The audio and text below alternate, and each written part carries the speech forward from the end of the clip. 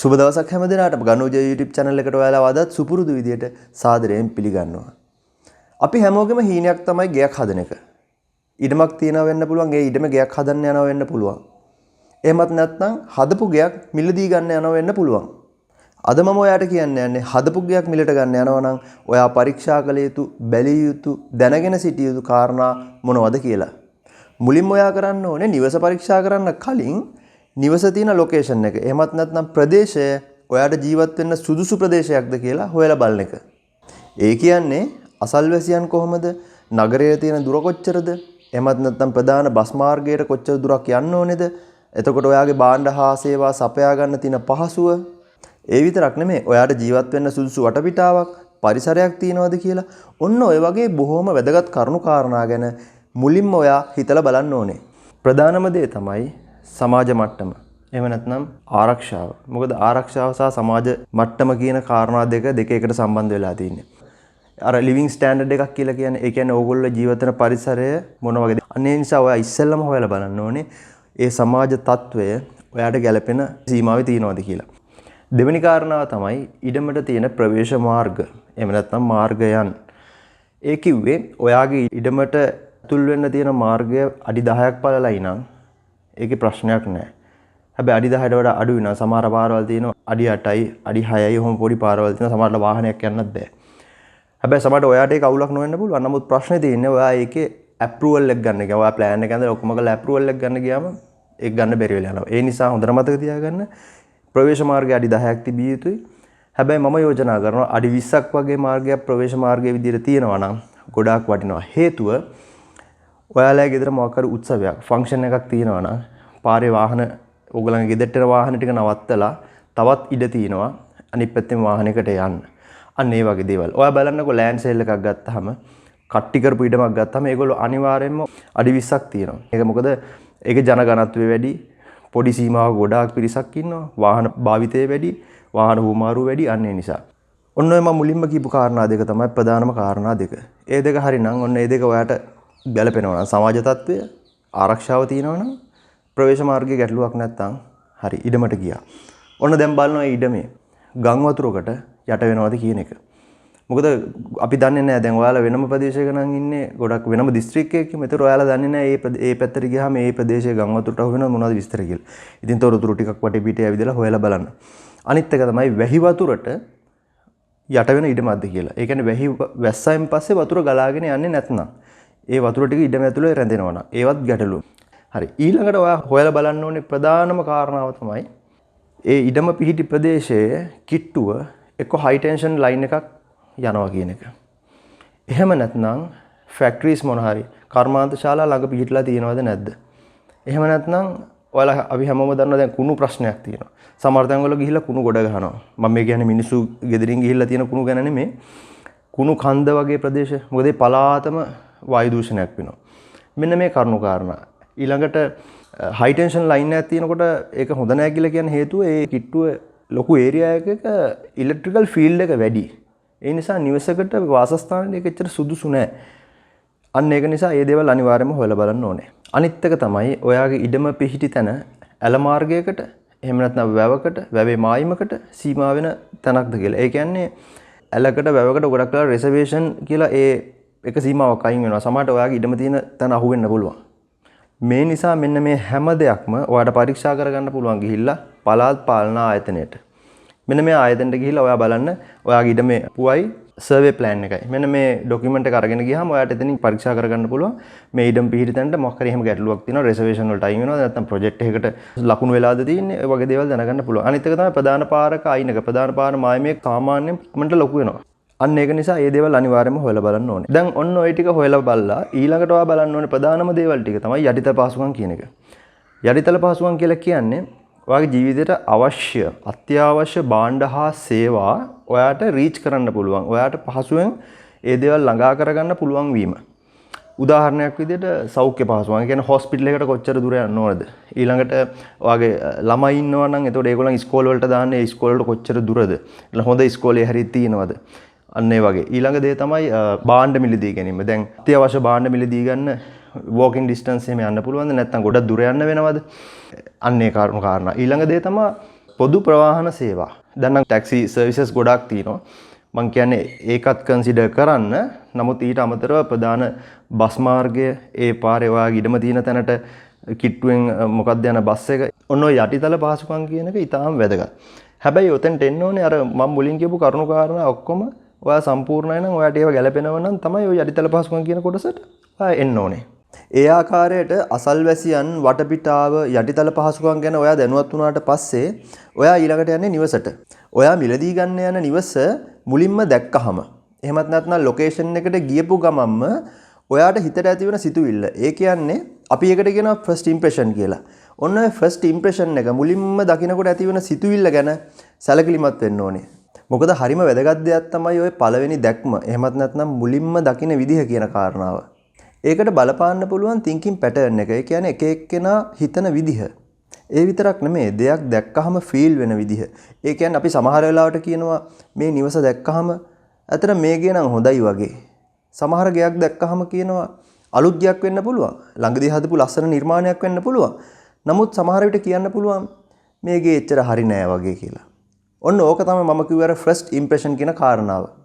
ඔයා විවාහක කෙනෙක් නම් ඔයාගේ භාර්යාවත් එක්ක එහෙමත් නැත්නම් ස්වාමියාත් එක්ක දරුවන් ඉන්නව නම් දරුවන් එක්ක ඔය පවුලේ තමන්ගේ ළඟම සමාජිකයන් එක්ක ඔයා තාමත් තනිකඩයි නම් ඔයාගේ දෙමව්පියන් එක්ක අන්න ඒ වගේ තමන්ගේ ළඟම හිතවතුන් එක්ක ඔය වගේ තැනක් බලන්න යන එක ඉතාම සුදුසුයි. ඒකට හේතුව තමයි තමන්ට පේන්නේ නැති අඩුපාඩුවක් වුණත් තව කෙනෙක්ට පේන්න පුළුවන්.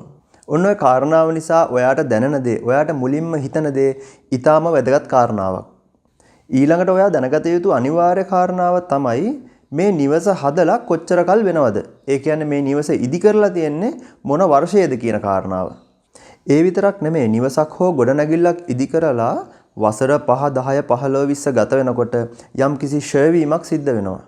සාමාන්‍යයෙන් හදපු නිවසක හරි ගොඩනැගිල්ලක හරි පිරිවැය ගණනය කරද්දි එහෙමත් නැත්නම් කොස්ට් එක බලද්දි එහෙමත් නැත්නම් වටිනාකම තීරණය කරන්නේ ඉදි කරපු වර්ෂයේ ඉඳලා අද වෙනකොට වසර කීයක් පැරණිද කියන කාරණාව සලකලා බලලා වසරකට ෂෙයා වීම ප්‍රතිශතයක් පදනම් කරගෙන වසර ගණනාවට ෂෙයා වීම මෙච්චරයි කියලා අර සම්පූර්ණ ගත්ත ඇස්තමේන්තුවෙන් ඒ මුදල අඩු කරලා තමයි පිරිවැය ගණනය කරන්නේ.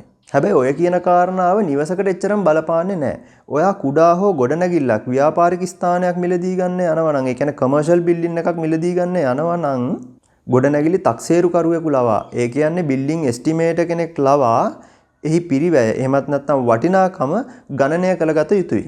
ඒ වගේම තමයි ඔයා ගෙයක් ගන්න ගියහම දැනගෙන ඉන්න ඕනේ තවත් වැදගත් කාරණාවක් තමයි ඩ්‍රෝවිං එක එහෙමත් නැත්නම් ප්ලෑන් එක සභාවේ අනුමත කරලාද කියලා.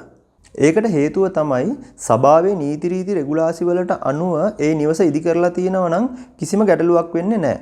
නමුත් ඔයා දන්නේ නැතුව නීති රීති උල්ලංඝනය කරමින් එහෙමත් නැත්නම් අනවසර ඉදි කිරීම කියන කොටසට ඕක අයිති වෙලා තිබුණොත් ඔයාට විශාල ගැටලුවකට මුහුණ පාන්න සිද්ධ වෙනවා.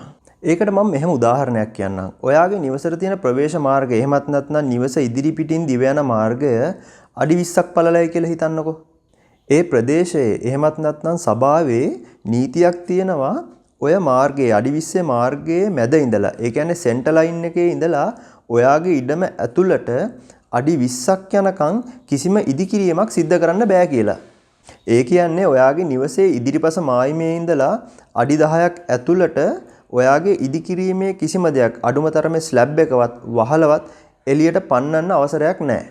අපි හිතමු ඔයා මිලදී ගන්න යන නිවස අර අඩි 10 සීමාව අයින් කරන්නේ නැතිව අඩි 6ක් විතරක් ඉතුරු කරලා ඒ සීමාවෙන් අඩි 4කත් ඔයාගේ නිවස නැත්නම් ගොඩනැගිල්ල ඉදි කරලා තියෙනවා කියලා.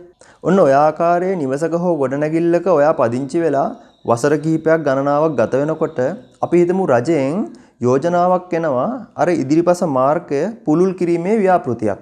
ඒ නව යෝජනාවට අනුව ඔයාගේ නිවසෙන් කොටසකුත් අර මාර්ගයට අයිති වෙනවා.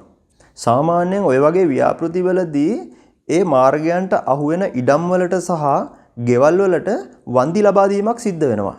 ඔතනදී ගැටලුව එන්නේ ඔයාගේ ඉඩමට වන්දියක් හම්බ වුණත් ඔයාගේ කැඩෙන නිවසට ඔයාට වන්දියක් ලබා ගන්න බැරුව යනවා. ඔන්න ඔය කාරණාව නිසා ඔයා මිලදී ගන්න බලාපොරොත්තු වෙන නිවස හරි ගොඩනැගිල්ල හරි සභාවේ අනුමත කරලා ප්ලෑන් එකක් ඇඳලා කරපු නිර්මාණයක්ද කියලා හරියටම දැනගන්න. ඒ වගේම තමයි නිවසක් මිලදී ගන්න යනකොට ඉදිකිරීම් ශාස්ත්‍රය පිළිබඳ යම්කිසි දැනුමක් ඇති අයෙක් එහෙමත් නැත්නම් පළපුරුද්දක් තියෙන කෙනෙක් එක්කන් යන්න පුළුවන් නම් ඒක වඩාත් යෝග්‍යයි. ඒකට හේතුව තමයි ඒ වගේ කෙනෙක්ට යම්කිසි ඉදිකිරීමක් දැක්කහම ඔවුන්ට කියන්න පුළුවන් මේ නිසි ප්‍රමිතියට කරලා තියෙනවද නැද්ද කියලා.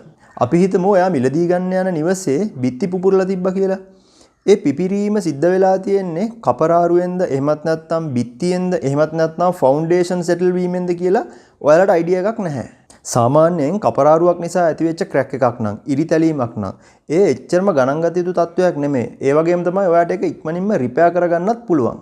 හැබැයි ඒක සෙටල්මන්ට් එකක් නම් එහෙමත් නැත්නම් ෆවුන්ඩේෂන් එකේ ෆේලියර් එකක් නම් ඔයාට විශාල ගැටලුවකට මුහුණ පාන්න සිද්ධ වෙනවා. ඒ මම ඔයාලට කිව්වේ එක් උදාහරණයක් විතරයි. මේ වගේ නිවසක් මිලදී ගැනීමේදී බැලිය යුතු තවත් වැදගත් දේවල් ගොඩක් තියෙනවා. ඒ නිසා තමයි ඉදිකිරීම් සම්බන්ධ පළපුරුද්දක් ඇති අයෙකු ලවා පරීක්ෂා කරගත යුත්තේ. ඒ වගේම ඔයා නිවසක් මිලදී ගන්න යනවා නම් බැලිය යුතු තවත් වැදගත් කාරණාවක් තමයි ෆ්ලෝ ප්ලෑන් එක. එහෙමත් නැත්නම් නිවසේ ඇතුළත ඉඩකඩ සකසා ඇති ආකාරය. ඒ කියන්නේ මෙන්න මේ වගේ දේවල්. කිචන් එකේ තියෙන ඉඩ ප්‍රමාණය ඔයාට ඇතිද? එතකොට කොමන් බාත්රූම් එක පිහිටලා තියෙන තැන ගැටලුවක් නැද්ද? ඒ වගේම තමයි වාස්තු විද්‍යානුකූලව ඉදි කරලා තියෙනවද? ඔන්න ඔය වගේ කරුණු කාරණා ගැන ඉතාමත්ම සැලකිලිමත් විය යුතුයි. ඒකට හේතුව තමයි ඔයා මිලදී ගන්න යන්නේ හදලා ඉවර කරපු ලස්සන නිවසක්. ඔය නිවසේ ආයෙත් වෙනස්කම් සිද්ධ කරන්න ගියොත් ලොකු අපහසුතාවයකට පත් වෙනවා වගේම ලොකු වියදමකුත් දරන්න සිද්ධ වෙනවා. ඒ නිසා ඔයා මිලදී ගන්න යන නිවස ඇතුළත ඉඩ පහසුකම් සකස් කරලා තියෙන ආකාරය සහ වාස්තු විද්‍යානුකූලව එය නිම කරලා තියෙනවද කියන එක සලකලා බලන එක සහ හොයලා බලන එක ඊටාම වැදගත් කාරණාවක්. ඒ වගේම තමයි ඔයා හදපු නිවසක් මිලදී ගන්න යන අවස්ථාවක වැසි දිනයක ඒ නිවස පරීක්ෂා කරගන්නට පුළුවන් නම් ඒ ඔයාට ගොඩක් ප්‍රයෝජනවත් වෙනවා. ඒකට හේතුව තමයි ඇතැම් නිවෙස් නිර්මාණය කරලා තියෙන, ඒ කියන්නේ ඩිසයින් කරලා තියෙන විදිහ අනුව දොර ජනෙල් වැහි වතුරට තෙමෙනවා වගේම ඇතැම් ස්ථාන වලින් වැහි වතුර නිවස තුලට ගලා යෑමද සිද්ධ වෙනවා. ඒ විතරක් නෙමෙයි අපි හැමෝම දැකලා තියෙනවා සමහර වහලවල් වල වැහි කාලවලදී වතුර ඇතුළට එන එක වළක්ව ගන්න බැරුව, ඒ කියන්නේ කොච්චර රිපෙයාර් කරත් ඒ වතුර එන එක නවත්ත ගන්න බැරුව. වැසි දිනයක ගිහිල්ලා බැලුවොත් ඔයාට ඔන්න ඔය වගේ දේවල් පරීක්ෂා කරගන්නට පුළුවන්. ඒ විතරක් නෙමෙයි. ඉඩම තුල වැහි වතුර එකතු වෙනවා නම් ඒ එකතු වෙන වැහි වතුර ගලාගෙන යන ක්‍රමයක් එහෙමත් නැත්නම් බැහැර කරන්න ක්‍රමයක් හදලා නැත්නම් අන්න ඒ දේවලුත් ඔයාට පැහැදිලිව දැක ගන්න පුළුවන්. ඒ වගේම තමයි නිවසක් මිලදී ගන්න ගියහම ඇතැම් අය හැමෝම නෙමෙයි සමහරු මෙන්න මේ වගේ දේවල් කියනවා. ඒ කියන්නේ ඒ නිවසේ ගාලා තියෙන තීන්තුවල පාට එච්චර හරි නැහැ. එහෙමත් නැත්නම් ගාඩන් එක එච්චර හොඳට ලස්සනට සකස් කරලා නැහැ. හැබැයි ඒ වගේ දේවල් ගැන එච්චරටම හිතන්න අවශ්‍ය වෙන්නේ නැහැ. ඒකට හේතුව තමයි සුළු පිරිවැයක් දරලා කෙටි කාල සීමාවක් ඇතුළත ඔබට අවශ්‍ය පරිදි වෙනස් කරගන්නට පුළුවන්.